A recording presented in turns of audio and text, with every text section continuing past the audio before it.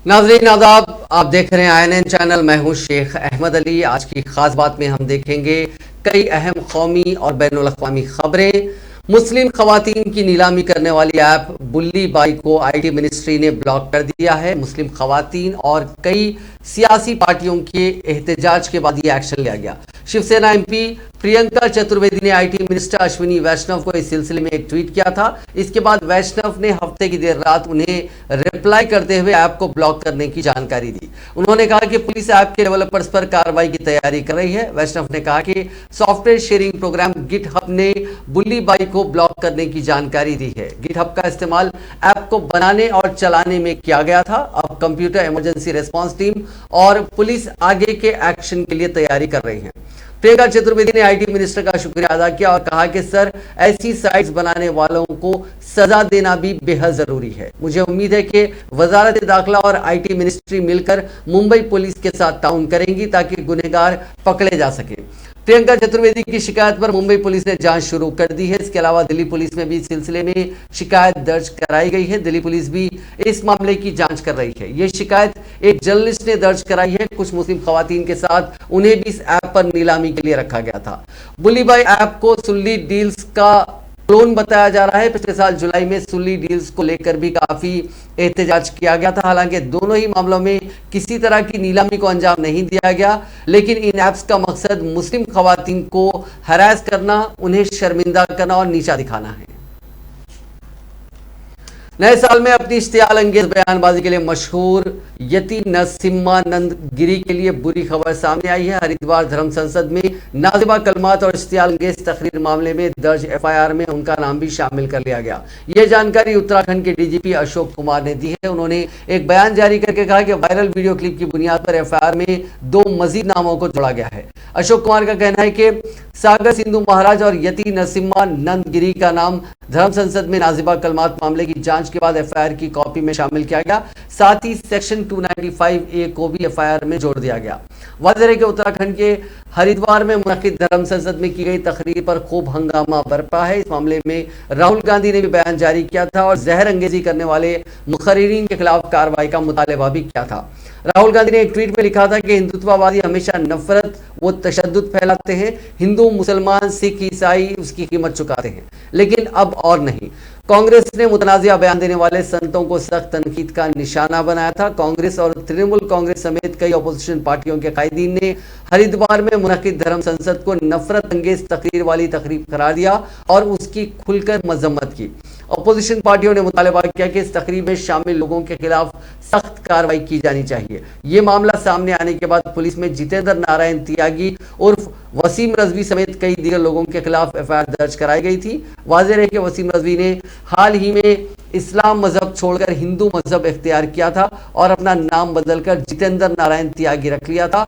उस पर भी धर्म संसद में नफरत आमेज तकरीर करने का इल्जाम आयद किया गया है।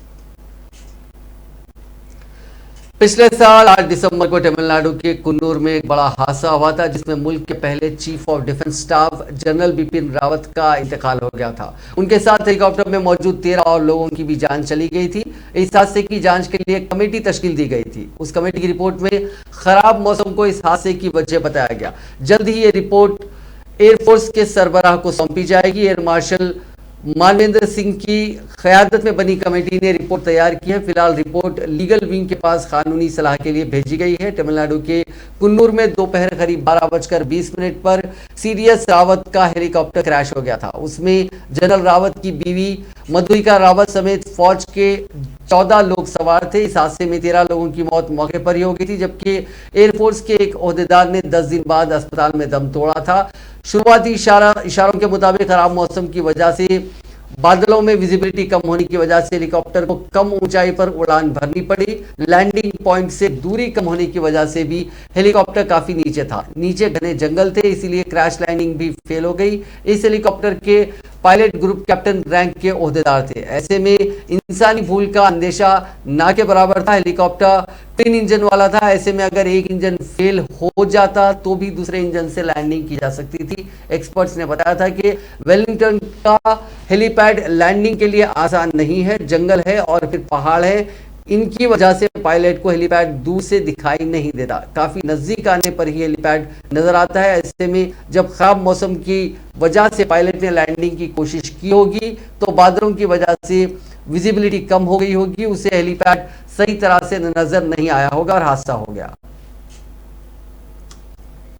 हरियाणा के भिवानी में हफ्ते की सुबह पहाड़ सरकने के बाद रेस्क्यू में रोड़ा अटका रहे 3 बड़े पत्थरों को इतवार की सुबह 3:07 पर ब्लास्टिंग करके तोड़ा गया। ब्लास्टिंग के लिए पत्थरों में 20 फीट गहरे 60 होल करके धमाका उसमें किया गया।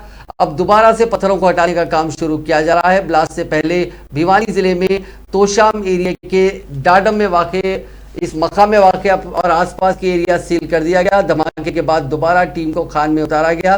टीम में नीचे उतरने से पहले ये कंफर्म किया गया कि कोई डिटोनेटर बचा हुआ तो नहीं है। सबसे पहले 3 पोकलेन मशीनें उस माइन में भेजी गई। ये मशीनें ब्लास्ट से तोड़े गए पत्थरों के टुकड़ों को उस मकाम वाक़या से हटाएंगी। इसके बाद मैन पावर से काम लिया जाएगा। दबे व्हीकल्स को काटने के लिए हाइड्रोलिक कटर की मदद ली जा रही है। टीम ने एम्बुलेंस स्ट्रेचर तैयार रखा है। इतवार की सुबह तक मरने वालों की तादाद 5 हो गई है। मलबे से हफ्ते की देर रात तक रेस्क्यू टीम को एक और लाश मिली थी।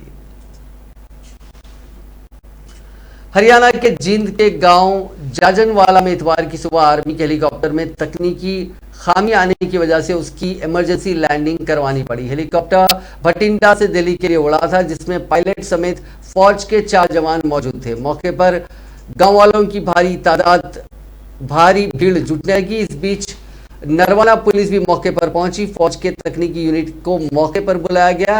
हिंदुस्तानी फौज के IA-1123 हेलीकॉप्टर इतवार की दोपहर को गांव जाजनवाला के ऊपर से गुजरा था। उसी दौरान उसमें कोई तकनीकी खराबी इसके अंदर आई, जिसके चलते हेलीकॉप्टर को पायलट ने उसे गांव जाजनवाला के रहने वाले जबर सिंह के खेत में महफूज उतार दिया। किसी तरह का नुकसान ना हुआ, ना तो हेलीकॉप्टर को हुआ और न ही उसमें सवार किसी जवान को चोट लगी।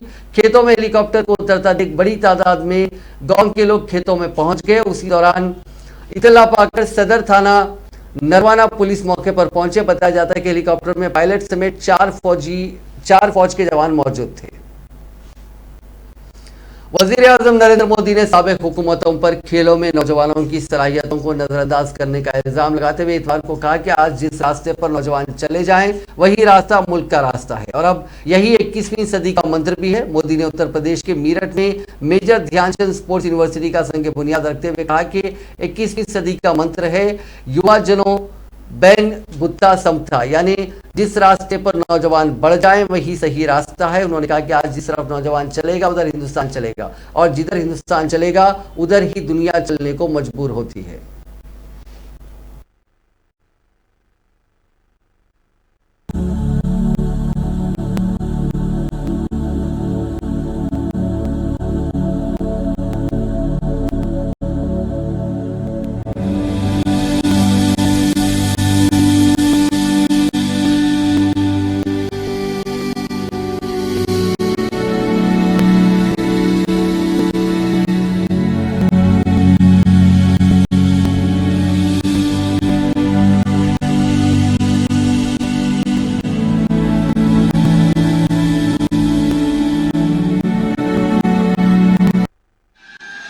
साथियों, पहले की सरकारों से यूपी में जब पहलों की सरकारें थी तब यूपी में अपराधी अपना खेल खेलते थे, माफिया अपना खेल खेलते थे। पहले यहां अवैध कब्जे के टूर्नामेंट होते थे, बेटियों पर थप्तियां कसने वाले खुलेआम घूमते थे। हमारे मेरठ और आसपास के क्षेत्रों के लोग कभी भूल नहीं सकते कि लोगों के घर जला दिए जाते थे और पहले की सरकार अपने खेल में लगी रहती थी। पहले की सरकारों के खेल का ही नतीजा था कि लोग अपना पुश्तैनी घर छोड़कर पलायन के लिए मजबूर हो गए थे। अब योगी जी की सरकार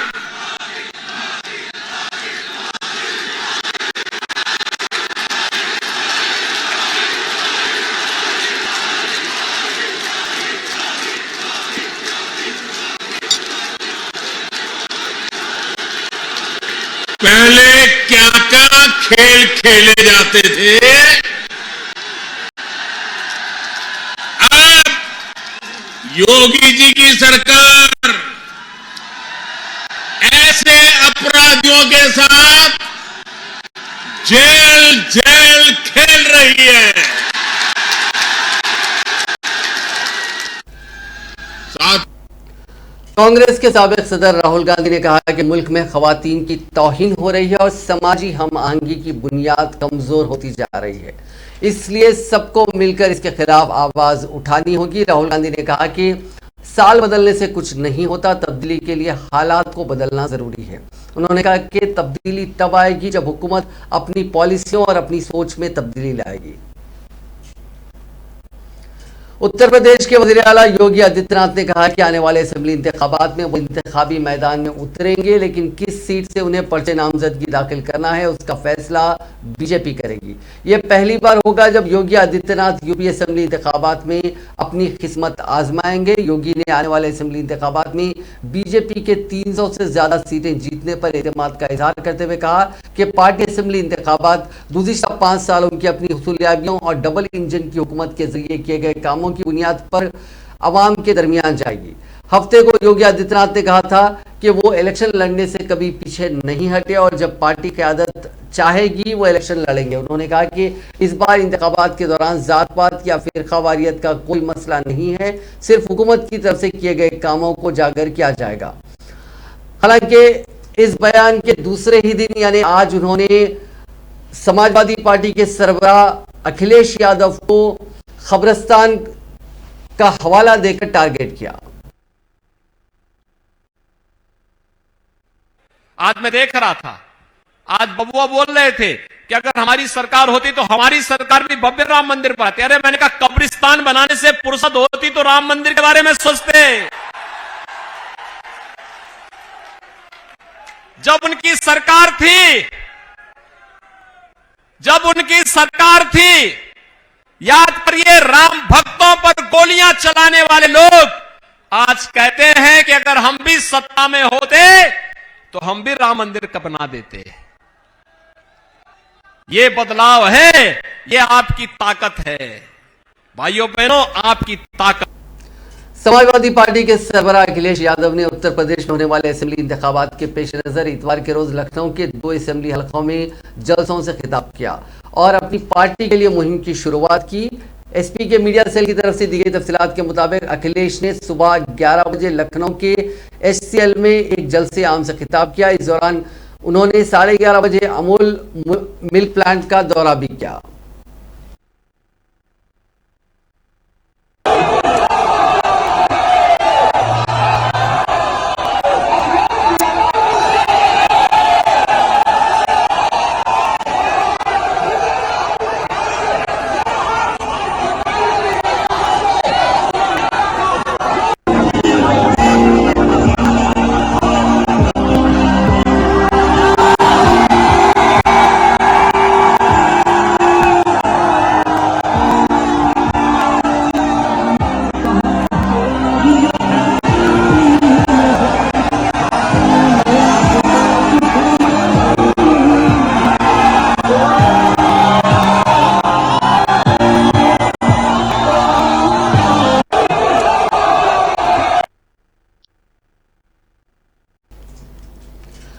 कांग्रेस जनरल सेक्रेटरी प्रियंका गांधी ने एक चूड़ी बनाने वाली दलित खातून सितारा जाटो को एक स्मार्टफोन और तोहफे से भरा बैग भेजा। प्रियंका गांधी गुज़िश्ता हफ्ते उत्तर प्रदेश के फिरोजाबाद जिले में सितारा के घर उनसे मुलाकात के लिए पहुंची थी। कांग्रेस के जिला सदर संदीप तिवारी हफ्ते के रोज सितारा के घर गए और उन्हें तोहफे से भरा थैला पेश किया। इस थैले में एक एंड्रॉयड स्मार्टफोन, उनकी तीनों बेटियों के लिए कपड़े, ऊनी कंबल, प्रेशर कुकर और कुछ दीगर बर्तन मौजूद थे। सितारा की उम्र 35 बरस है और वो उन तोहफे को हासिल करने के बाद बेहद खुश हैं। उन्होंने कहा कि मुझे किसी लीडर से तोहफा मिलने की उम्मीद नहीं थी। ख्याल रहे कि कुछ वक्त कबल प्रियंका गांधी ने तुर्किया गांव का दौरा किया था, जहां वो सितारा के घर गई थी। उस वक्त सितारा ने अपनी मुश्किलात प्रियंका के साथ शेयर की थी। प्रियंका ने सितारा के घर एक कप चाय भी पी थी।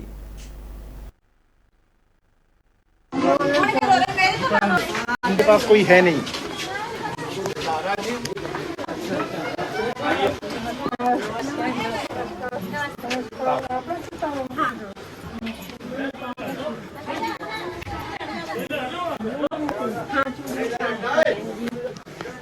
अब बाहर ज्यादा तो 10 थोड़ा निकाल लेते हैं, 3 रुपया मिलते।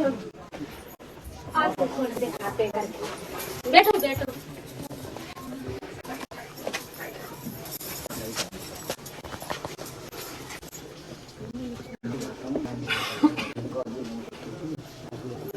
ये किसका है? कौन सा? मेरी लड़की है, 3 बहन जी, एक की गुड़िया, एक की देवी, एक की गोलू। बड़ी कौन सी है? गुड़िया।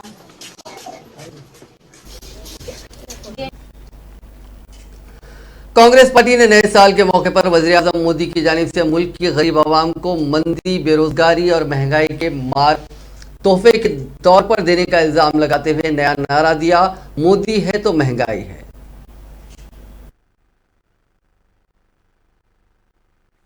और 2014 में सत्ता में आने के बाद क्या किया, मैं केवल संक्षिप्त में उनकी भी याद दिलाना चाहूंगा।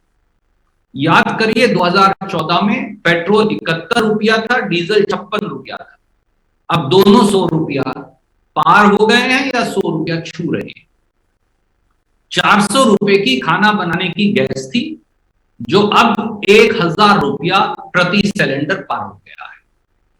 खाने का तेल 70 रुपए से 90 रुपए तक था, वो अब 200 से 250 रुपया हो गया है।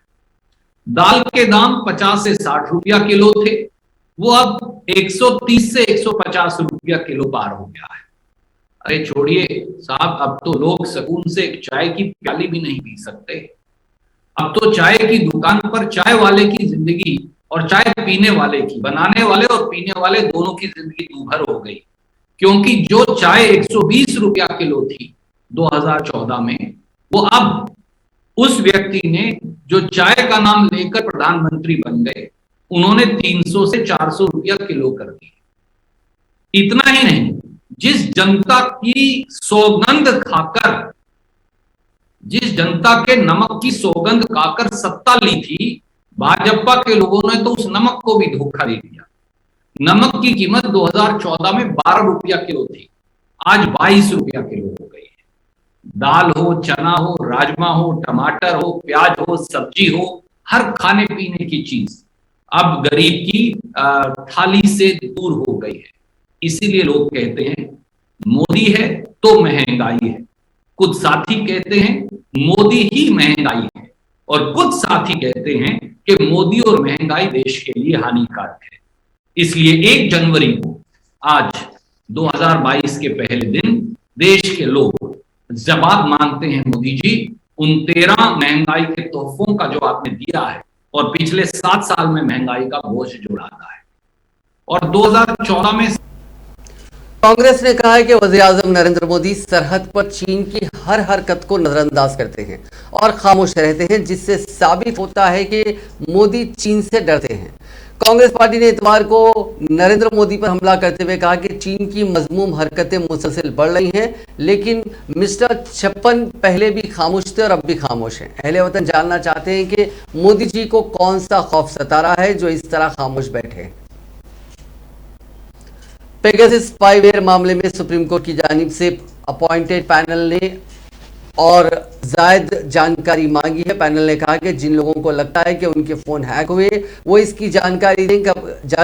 कमेटी ने पब्लिक नोटिस में ऐसे लोगों से 7 जनवरी तक राब्ता करने को कहा। न्यूज पोर्टल ने अपनी रिपोर्ट में दावा किया कि मरकजी हुकूमत ने 2017 से 2019 के दौरान करीब 300 हिंदुस्तानियों की जासूसी की। इन लोगों में सहाफ़ी, वकील, सामाजिक कारकुन, अपोजिशन के कायदीन और बिजनेसमैन शामिल थे। हुकूमत ने पेगासस स्पाईवेयर के जरिए इन लोगों के फोन हैक किए थे। इसके बाद ही हुकूमत के खिलाफ कई लोगों ने कोर्ट में पिटीशन लगाई थी। अब नजर डालते हैं कोरोना से जुड़ी खबरों पर। पिछले 24 घंटों में दुनिया भर में कोरोना के 11,16,247 नए मामले सामने आए। हालांकि अमवात की तादाद कुछ कम रही। कल के मुकाबले पिछले 24 घंटों में 3,390 अफराद ने अपनी जान गंवाई। इस इजाफे के बाद दुनिया भर में कोरोना के मुतासरीन का आंकड़ा करीब 29 करोड़ के करीब पहुंच चुका है, जबकि अमवात की तादाद बढ़कर 54,58,766 हो गई। दुनिया भर में फिलहाल 3,54,029 अफराद का कोरोना का इलाज जारी है। दुनिया के कई ममालिक में ओमिक्रॉन का फैलाव जारी है। कोरोना वेरिएंट केसेस की तादाद लाखों में सामने आ रही है। गैर मुल्की मीडिया के मुताबिक अमेरिका में मजीद 4,43,000 से ज्यादा केसेस रिपोर्ट हुए हैं, जबकि फ्रांस में 1.25 लाख से ज्यादा केसेस के बावजूद पाबंदियां नहीं लगाई गई। आलमी इदारे सेहत के सरबराह टेड्रोस गैब्रियोसिस ने नए साल पर आलमी बरादरी की मदद से कोरोना को हराने के लिए पुरअज़्म होने का इशारा दिया था। बरतानिया में की गई तहकीक के मुताबिक डेल्टा वेरिएंट के मुकाबले में ओमिक्रॉन वेरिएंट से मुतासर अफराद के अस्पताल में दाखिल होने का इम्कान तकरीबन 50% कम होता है। ओमिक्रॉन से तहफ़्फ़ुज़ के लिए वैक्सीन की 2 खुराकें लगवाने वाले अफराद का अस्पताल में दाखिल होने का खतरा 65% कम हो जाता है। रिपोर्ट्स के मुताबिक जानवरों पर की जाने वाली एक तहकीक से पता चला कि गुज़िश्ता वेरिएंट के मुकाबले ओमिक्रॉन फेफड़ों को कम नुकसान पहुंचा रहे हैं। हिंदुस्तान में गुज़िश्ता 24 घंटों में कोरोना वायरस के 27,553 नए केसेस सामने आने के साथ ही मुतासरीन की मजमूई तादाद बढ़कर 3,48,90,000 के करीब हो गई। इसी अरसे के दौरान वबा से मजीद 284 मरीजों की मौत से हलाकतों की मजमूई तादाद 4,81,770 हो गई है। बढ़ते कोरोना इन्फेक्शन के चलते वेस्ट बंगाल की हुकूमत ने 3 जनवरी से ज्यादातर इंस्टीट्यूशंस को बंद करने का फैसला किया। इनमें school, colleges, universities, spa, salon, beauty parlour, चिड़ियाघर, एंटरटेनमेंट पार्क शामिल हैं। बंगाल के चीफ सेक्रेटरी HK द्विवेदी ने बताया कि पीर से रियासत में सभी सरकारी और प्राइवेट हॉस्पिटल्स 50% कैपेसिटी के साथ चलेंगे। सभी जो मीटिंग्स हैं इंतजामिया की वो वर्चुअल तरीके से होंगी। वहीं जम्मू कश्मीर के श्री माता वैष्णव यूनिवर्सिटी में 13 तलबा कोरोना पॉजिटिव पाए गए। रियासी जिले के डीएम ने बताया कि कोरोना केसेस मिलने के बाद कटरा में मौजूद यूनिवर्सिटी के कैंपस को बंद कर दिया गया है। वहीं तेलंगाना हुकूमत ने सभी तरह की रैलियों, पब्लिक मीटिंग्स और पब्लिक प्लेसेस पर लोगों के जमा होने पर रोक लगा दी। पब्लिक प्लेसेस पर मास्क नहीं पहनने पर 1,000 रुपए का जुर्माना सख्ती से लागू करने के भी अहकाम दिए गए हैं। वहीं हरियाणा हुकूमत ने गुरुग्राम, फरीदाबाद और 3 दीगर अजला में cinema hall, sports premises, swimming pool और एंटरटेनमेंट पार्क्स बंद करने का हुक्म दिया है। हुकूमत और प्राइवेट ऑफिस में 50% मुलाजिमीन की मौजूदगी के साथ कामकाज होगा। ये पाबंदियां 12 जनवरी तक लागू होंगी। कर्नाटका के वजीर BC नागेश कोरोना से मुतासिर होने की खबर आई है। हफ्ते को उन्होंने खुद इसकी इत्तला दी थी। मुल्क में कोरोना वबा के फैलने के साथ साथ कोविड वैक्सीनेशन में भी इजाफा हो रहा है। गुज़िश्ता 24 घंटों में मुल्क भर में 25 लाख से ज्यादा अफराद को कोविड वैक्सीन लगाई गई।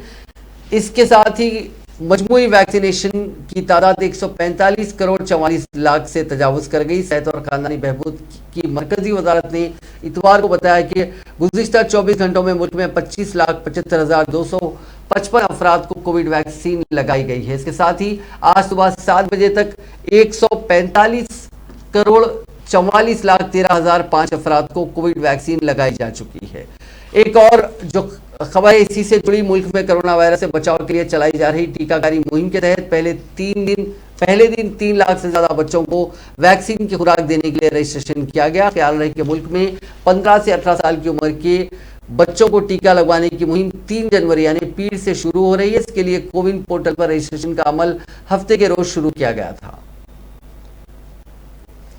कांग्रेस सदर सोनिया गांधी ने छत्तीसगढ़ के वजीर आला भूपेश बघेल से कोरोना के बढ़ते हुए मामलात पर तशवीश जाहिर करते हुए रियासत में तीसरी लहर की तैयारियों के बारे में मालूमात हासिल की।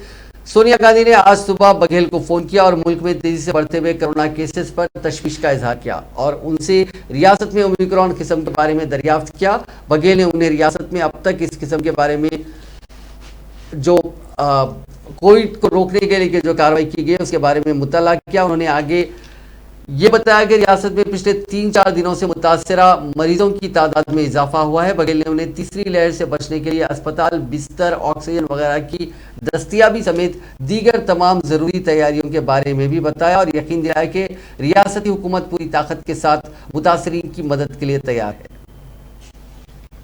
दिल्ली में कोरोना के बढ़ते मामलों के बीच वजीर आला अरविंद केजरीवाल ने एक प्रेस कॉन्फ्रेंस कर दारुल हुकूमत में कोविड मामलों और तैयारियों की जानकारी दी। केजरीवाल ने कहा कि दारुल हुकूमत में कोरोना के मामले लगातार बढ़ रहे हैं। 3 दिन में रोजाना के एक्टिव केसेस की तादाद 3 गुना हो चुकी है।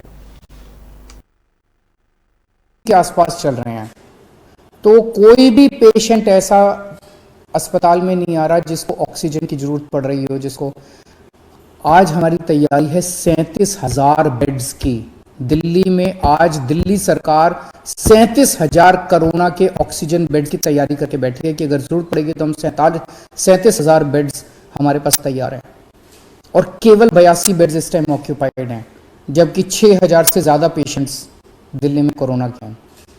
तो इसका मतलब 0.22% बेड्स ऑक्यूपाइड हैं और 99.78% बेड्स खाली हैं। मैं ये भी देख रहा था कि अप्रैल के महीने में जब ये वेव आई थी, अप्रैल में सबसे डेडली वेव आई थी, जब आपको याद होगा कि ऑक्सीजन की कमी हो गई थी, लोग काफ़ी संख्या में लोगों की डेथ हुई थी, बड़ी भयानक वेव थी। उस टाइम का मैं डेटा निकाल के देख रहा था कि आज के मुकाबले में उस टाइम क्या हुआ था। जैसे आज मैंने बताया हमारे एक्टिव केसेस आज लगभग 6300 हैं। मार्च में 27 मार्च को दिल्ली में एक्टिव केसेस 6600 थे, लगभग बराबर थे। आज 6300 हैं, उस टाइम 6600 थे। उस टाइम जब सेकंड वेव आई थी अप्रैल के महीने में, तब इतने ही जब एक्टिव केसेस थे, दिल्ली में 1150 बेड ऑक्यूपाइड थे ऑक्सीजन वाले। आज 82 बेड ऑक्यूपाइड हैं। उस टाइम दिल्ली में 145 वेंटिलेटर्स इस्तेमाल हो रहे थे, 145 पेशेंट्स वेंटिलेटर पे थे। आज 5 पेशेंट्स वेंटिलेटर पे हैं। उस टाइम डेली। अब नजर कुछ बैनुल-अक़वामी खबरों पर। पोप फ्रांसिस ने आज हफ्ता यानी 1 जनवरी को इस बात पर जोर दिया कि ख़वातीन पर तशद्दुद का सिलसिला खत्म किया जाए। ये बात उन्होंने सेंट पीटर्स बासिलिका में नए साल की दुआ या तकरीब से खिताब करते हुए कही। दुनिया भर में मनाए जाने वाले अमन के आलमी दिन के साथ साथ कैथोलिक चर्च हजरत ईसा अलैहिस्सलाम की वालदा हजरत मरियम के विखार का दिन भी मना रहा है। इस मौके पर पोप ने अपने खिताब में कहा कि खातून को तकलीफ पहुंचाना खुदा को नाराज करना है, जिसने अपनी इंसानी शक्ल एक खातून से हासिल की। पोप फ्रांसिस के नए साल के खिताब में खास तौर पर माँ की ममता और खवातीन को यह कहते हुए खराज अकीदत पेश किया गया कि वो अमन की पैगंबर है, क्योंकि वो जिंदगी के धागों को जोड़ कर रखती हैं। साउथ अफ्रीका के केप टाउन में वाक़े पार्लियामेंट हाउस में आग लग गई है। फायर डिपार्टमेंट की 35 गाड़ियां मौके पर पहुंची और आग पर काबू पाया। आग लगने की वजह से पार्लियामेंट के कई हिस्से जलकर खाक हो गए हैं। मकामी वक्त के मुताबिक आज सुबह करीब 5 बजे हाउस ऑफ पार्लियामेंट में आग लगी। आग लगने की वजूहात का अभी तक पता नहीं चल पाया है।